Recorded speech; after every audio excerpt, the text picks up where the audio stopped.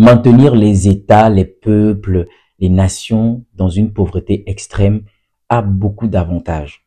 Beaucoup d'avantages, notamment pour les personnes qui aiment manipuler, les personnes qui aiment dominer les autres. Il y a beaucoup d'avantages à faire en sorte que les autres ne soient pas libres, à faire en sorte que les autres dépendent continuellement des personnes qui tiennent les manettes en vrai. Dans cette vidéo, je m'en vais vous dire pourquoi ça va être encore beaucoup plus compliqué pour des peuples africains, pour les personnes qui sont déjà dans une certaine forme de pauvreté, de pouvoir s'affranchir, de pouvoir se développer ou de pouvoir juste passer à un autre cap, devenir libre. Ok? Premièrement, lorsque vous vivez dans une extrême pauvreté, et ça vous pouvez le remarquer, c'est que vous ne réfléchissez plus sur les questions bien plus profondes, pertinentes ou importantes. Une personne qui vit dans la pauvreté, c'est une personne déjà qui doit se battre pour survivre.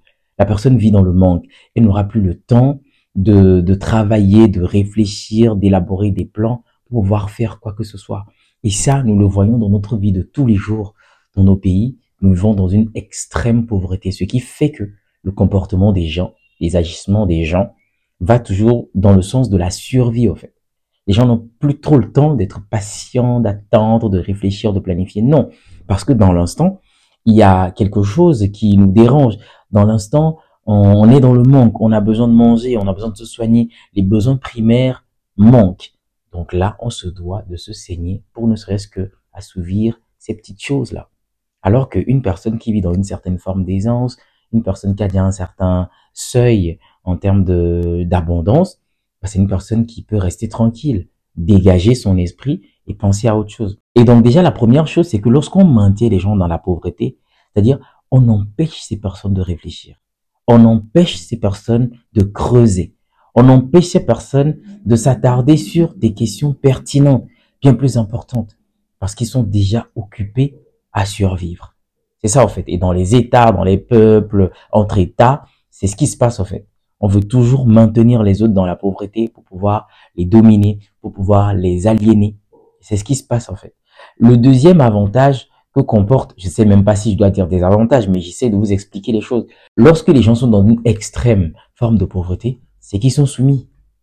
Bah oui, ils ne font pas de révolution, ils ne font pas de vagues, ils ne critiquent pas, ils ne dérangent pas. Et ça, c'est un avantage pour les personnes qui veulent dominer, qui veulent rester au pouvoir, qui veulent être les seuls à être au contrôle des manettes. Oui, parce qu'on a des personnes, on a des peuples en face qui ne font pas de vagues, qui sont soumis, qui ne peuvent pas mêler de révolution. Comme j'ai dit déjà, ils réfléchissent plus trop, donc ils n'ont plus la tête à réfléchir à quoi que ce soit. Donc, ils sont dociles, obéissants, faibles. Donc voilà, rien à dire. Ils sont soumis. Ça, c'est un avantage pour les gens, pour les personnes qui aiment dominer, parce que vous n'allez plus pouvoir venir réclamer, déranger et tout. Tout est lié, en fait. Tout est lié, parce qu'un peuple qui ne réfléchit pas, un peuple qui n'a pas de matière, c'est un peuple qui ne peut pas faire de révolution, justement. Voilà. Donc, quand on vous appauvrit, c'est que, justement, vous n'ayez plus la capacité cérébrale pour pouvoir pousser des réflexions, mener des plans d'action et tout. Et ensuite, ça fait de vous des personnes soumises, un peu plus soumis, malgré toute la précarité, tout ce qui ne va pas bien dans nos pays. Nous n'avons pas la possibilité de nous lever parce que c'est plus fort que nous.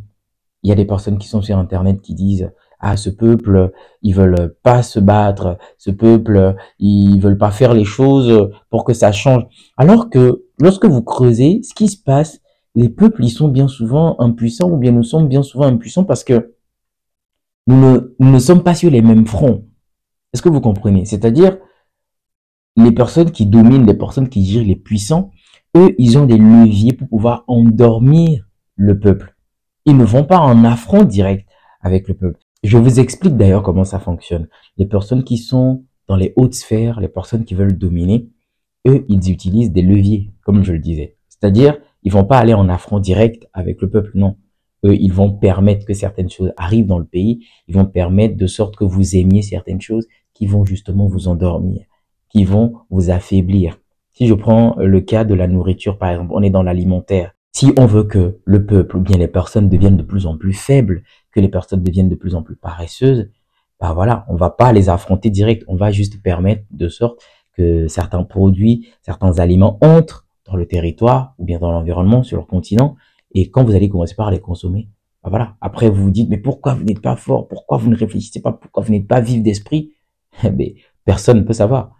Parce que là où on est en train d'élaborer, le laboratoire, on élabore des stratégies pour que vous deveniez faible, que vous ne réagissez pas, ben vous n'allez pas le voir en fait. Vous n'allez pas le voir venir. Pour vous, ça va être normal. On achète à manger, on mange pour avoir de la force, pour grandir et tout. Mais ce que vous mangez, c'est peut-être ce qui vous détruit. Vous voyez comment ça fonctionne? Et le troisième avantage de maintenir les gens, les peuples dans la précarité, comme je le dis, je parle d'avantage par rapport aux personnes qui veulent dominer en fait. Parce qu'en soi, je ne pense pas que ces choses que je vous raconte sont des avantages. Mais pour certaines personnes, cela représente des avantages. Et la troisième chose, ou le troisième avantage, c'est que les gens perdent leur humanité. D'accord? Observez un peu dans les pays où il y a de la précarité, où il y a le manque extrême, une extrême pauvreté, vous allez avoir des personnes qui auront des comportements limite inhumains, c'est-à-dire incompréhensibles, des réflexes. Tu te dis, mais ça, c'est pas possible qu'une personne agisse de la sorte. C'est pas possible qu'on puisse être autant violent. C'est pas possible qu'on puisse être autant corrompu. C'est pas possible qu'on puisse courir après ses propres intérêts au point de nuire à ses proches, à sa famille, à ses frères, à ses sœurs. C'est-à-dire, vous avez des comportements qui limite ne font en sorte que nous n'avons plus ce qui fait de nous des humains. Même les animaux, je pense pas qu'ils vont à ce stade-là, mais nous les humains, nous sommes prêts à tout.